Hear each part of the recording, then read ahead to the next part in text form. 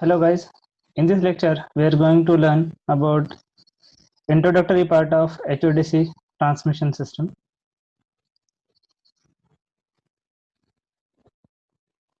The industrial growth of a nation requires increased consumption of energy, particularly electrical energy. This has led to increase in the generation and transmission facilities to meet the increasing demand. In USA, till the early 70s, the demand doubled every 10 years. In developing countries like India, the demand doubles every 7 years, which requires considerable investment in electric power sector. The imperative of supplying energy at a reasonable cost, coupled with the depleting resources of non-renewable energy sources, had led to the establishment of remote generating stations, predominantly fossil fuel fired thermal station at pit head. Environmental consideration also dictate sometimes setting of power stations at remote locations. Large hydro stations are invariably at distances of hundreds of kilometers from load centers.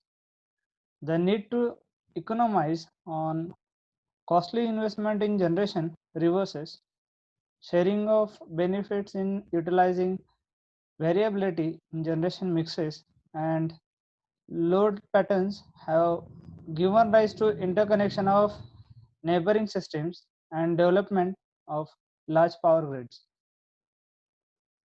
Remote generation and system interconnections lead to a search for efficient power transmission at increasing power levels. The increase in voltage levels is not always feasible. The problems of AC transmission, particularly in long distance transmission, had led to the development of DC transmission. However, as generation and utilization of power remain at alternating current, the DC transmission requires conversion at two ends, from AC to DC at the sending end and back to means DC to AC at receiving end. This conversion is done at converter stations, rectifier stations at sending end and inverter stations at receiving end.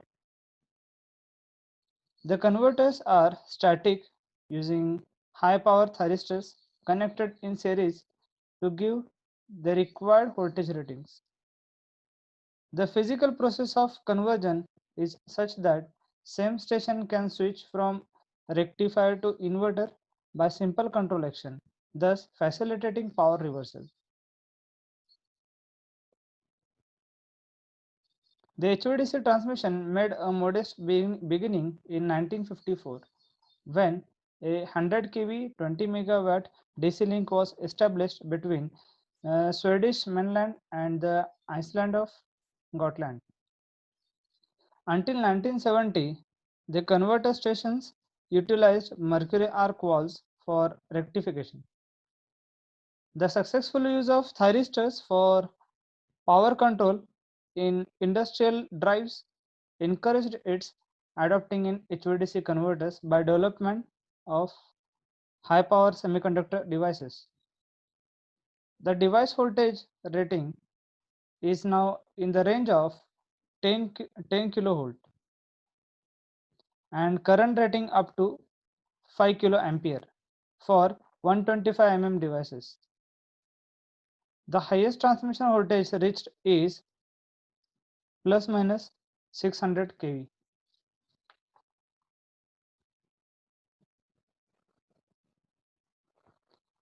The total installed HVDC capacity not exceeds 75,000 megawatt. Several developments and Innovations in HVDC technology over the years have made it attractive to consider HVDC transmission for a wide range of applications. This can cover a wide spectrum from bulk or transmission of thousands of megawatts over long distances to connecting small distributed electrical generators to a grid. Deregulation or restructuring in the power sector has encouraged a competition and private investigation. The power transmission and distribution network is also viewed as a means for trading power among the competing generators and consumers of electrical energy. This introduces increased uncertainty in system operation and poses challenges in maintaining system security. The controllability of power flow in a transmission line becoming an important issue in the planning of new lines. Now, comparison of AC and DC transmission. The relative merits of two modes of transmission, that are AC and DC, which need to be considered by a system planner, are based on following factors. First is economics of transmission. Second, technical performance. Third, reliability. A major feature of power systems is the continuous expansion necessitated by increasing power demand. This implies that the establishment of a particular line must be considered as a part of an overall long-term system planning. Now let's see the economics of power transmission. The cost of transmission line includes the investment and operational cost. The investment includes cost of right of way, that showing in the short form as ROW, and transmission towers, conductors, insulators, and terminal equipments. The operational cost includes mainly the cost of losses. Characteristics of insulators vary with the types of voltage applied. For simplicity, if it is assumed that the insulator characteristics are similar for AC and DC and depends on the peak level of voltage applied with respect to ground, then it can be shown that for lines designed with the same insulation level, a DC line can carry much power with two conductors with positive and negative polarities with respect to ground, as an AC line with three conductors of the same size. This implies that for a given power level, DC line requires less right of way, simpler and cheaper towers, and reduced conductors and insulator costs.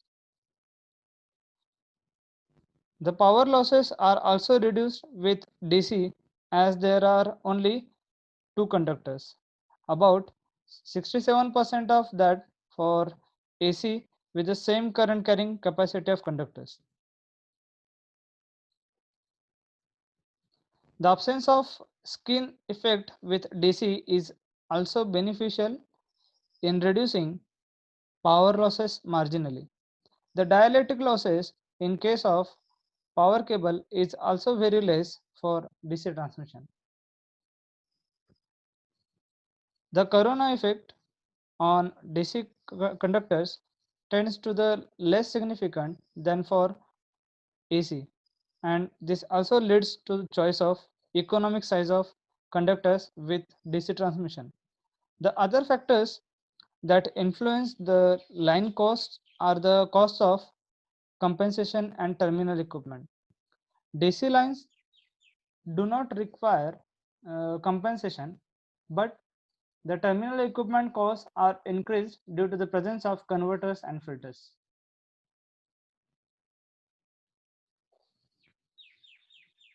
The figure shows variation of cost of transmission with distance for AC and DC transmission.